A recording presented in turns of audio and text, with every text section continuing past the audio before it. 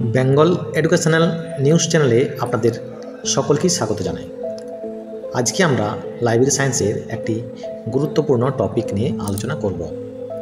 গুরুত্বপূর্ণ topic delivery of book and news paper act 1954। এটি library সায়েন্সের খুব গুরুত্বপূর্ণ টপিক। অর্থাৎ এই আইনটি প্রথমে 1954 সালে প্রকাশিত হয়। 1954 সালে প্রকাশিত হওয়ার পর এটি 1956 সালে আবার সংশোধিত হয়। এই আইন ভারতের একটি গুরুত্বপূর্ণ আইন, যার মূল উদ্দেশ্য হল জাতীয় গ্রন্থাগার কলকাতা বা অন্যান্য পাবলিক লাইব্রেরিকে প্রকাশিত প্রতিটি বই ও সংবাদপত্রের একটি কপি প্রদান করা বাধ্যতামূলক, যাতে ভবিষ্যৎ প্রজন্মের জন্য সেগুলি সংরক্ষিত থাকে। যেমন আমরা এইভাবে তৈরি করেছি। আইনটির নাম হচ্ছে delivery of book and news paper act 1954।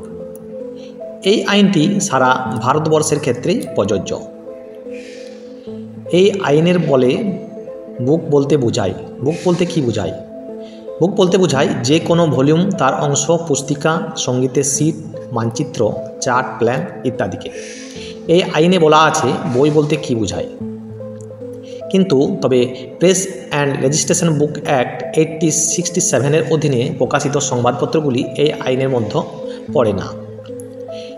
এবং এই আইনে পরিষ্কার করে বলা আছে নিউজ পেপার বলতে কী বোঝায়। যে কোনো প্রিন্টেড পত্রিকা যাতে সংবাদ বা সংবাদ সম্পর্কিত মন্তব্য থাকে, সেগুলিকে আমরা নিউজ পেপার বলে থাকি। পাবলিক লাইব্রেরি বলা হয়েছে, যেমন পাবলিক লাইব্রেরিতে ন্যাশনাল লাইব্রেরি কলকাতা, এছাড়াও আরও 3টি লাইব্রেরি যেগুলি রয়েছে সেগুলি কেন্দ্রীয় সরকারের অফিসিয়াল গ্যাজেট অনুযায়ী ঘোষণা করবে। যেমন ন্যাশনাল লাইব্রেরিতে দিতে হবে, এছাড়াও আরও 3টি লাইব্রেরি রয়েছে যেগুলো আমি পরবর্তীকালে আলোচনা করছি। ডেলিভারি অফ বুক অ্যাক্টে প্রকাশককে বাধ্যতামূলকভাবে তার প্রকাশের একটি বই, প্রতিটি বই প্রকাশের 30 দিনের মধ্যে তা ডেলিভারি বইয়ের নিয়ম অনুযায়ী 4টি লাইব্রেরিতে পাঠাতে হবে। নিজ খরচে একটি কপি জাতীয় গ্রন্থাগার কলকাতাতে এবং প্রতিটি অন্যান্য নির্দিষ্ট যে 3টি রয়েছে সেখানেও তা লাইব্রেরিতে জমা দিতে হবে।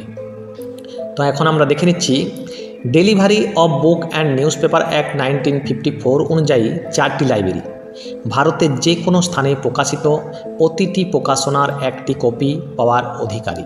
এগুলোকে আমরা বলা হয় কপিরাইট ডিপোজিট লাইব্রেরি বা লিগাল ডিপোজিট লাইব্রেরি।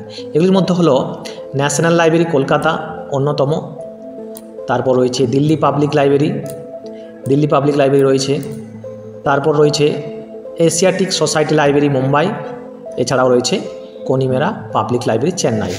এই 4টি লাইব্রেরি কিন্তু আমাদের লাইব্রেরি সায়েন্সের শর্ট কোশ্চেনের ক্ষেত্রে খুবই গুরুত্বপূর্ণ।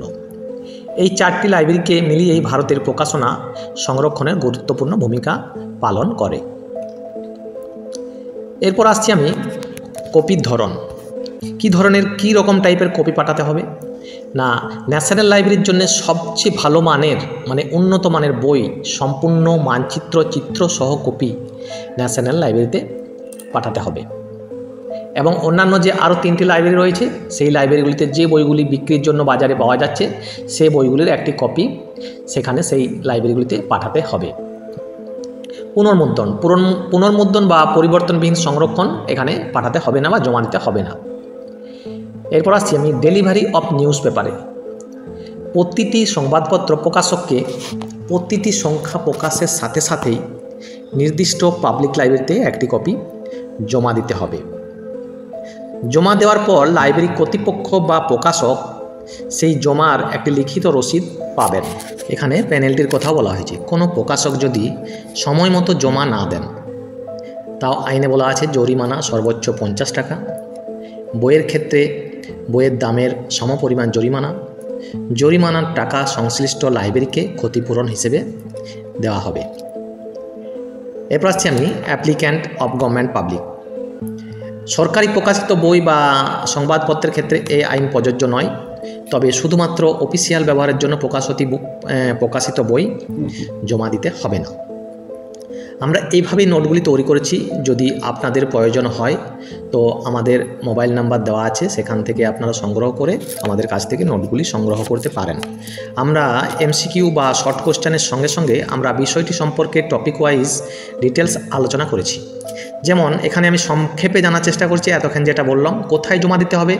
ন্যাশনাল লাইব্রেরি কলকাতা, এছাড়াও আরও 3টি পাবলিক লাইব্রেরি যেগুলি রয়েছে। কত দিনের মধ্যে জমা দিতে হবে? প্রকাশনা 30 দিনের মধ্যে জমা দিতে হবে। কিভাবে জমা দিতে হবে? প্রতিটি বই এবং প্রতিটি সংবাদপত্র কপি। জরিমানা কত? 50 টাকা, সঙ্গে বইয়ের সমপরিমাণ দাম। কেন আইনটি গুরুত্বপূর্ণ? না যাতে ভারতের প্রতিটি প্রকাশনা সংরক্ষিত থাকে এবং গবেষক বা পাঠকরা ভবিষ্যতে তা ব্যবহার করতে পারে, এই জন্য এই আইনটি খুবই গুরুত্বপূর্ণ। এরপরে ডেলিভারি বুক অ্যাক্ট থেকে কি কি শর্ট কোশ্চেন আসতে পারে সেটি আমরা এখানে দেখছি। যেমন ভারতের সবচেয়ে বড় গ্রন্থাগার কোনটি? National library Kolkata. Delivery of book and news paper act 1954 অনুযায়ী কটি গ্রন্থাগারে কপিরাইট কপি জমা পাওয়ার অধিকারী? 4টি গ্রন্থাগার। ন্যাশনাল লাইব্রেরি কলকাতা কোথায় অবস্থিত? কলকাতা, পশ্চিমবঙ্গে। কনিমেরা পাবলিক লাইব্রেরি কোন শহরে অবস্থিত? চেন্নাই। দিল্লি পাবলিক লাইব্রেরি কোথায় অবস্থিত? না দিল্লিতে। এছাড়াও রয়েছে এশিয়াটিক সোসাইটি লাইব্রেরি কোন শহরে রয়েছে? মুম্বাই। কোন বছরে delivery and book and news paper act pass হয়? 1956 সালে। তারপর রয়েছে ভারতের স্থায়ী ডিপোজিটারি লাইব্রেরি কোনটি? না national library Kolkata. National library কলকাতার উৎস কোন লাইব্রেরি? ন্যাশনাল লাইব্রেরি কলকাতার উৎস Calcutta public library. Imperial library কবে জনসাধারণের জন্য খুলে দেওয়া হয়? 30শে জানুয়ারি 1903। ন্যাশনাল লাইব্রেরি কলকাতা কবে প্রতিষ্ঠিত হয়? না প্রতিষ্ঠিত হয় 1948 সালে। ক্যালকাটা পাবলিক লাইব্রেরি এবং ইম্পেরিয়াল লাইব্রেরি একত্রিত হয়ে। কনিমেরা পাবলিক লাইব্রেরি কবে প্রতিষ্ঠিত হয়? না 1896 সালে। দিল্লি পাবলিক লাইব্রেরি 1951 সালে। এশিয়াটিক সোসাইটি মুম্বাই লাইব্রেরি 1804 সালে।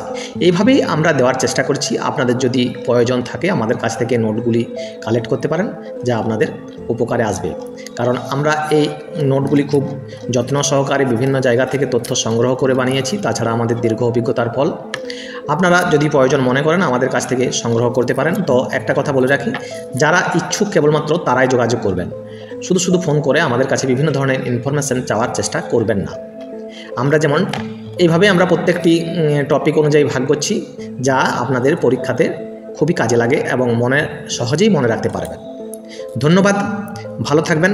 আজকে এই পর্যন্তই।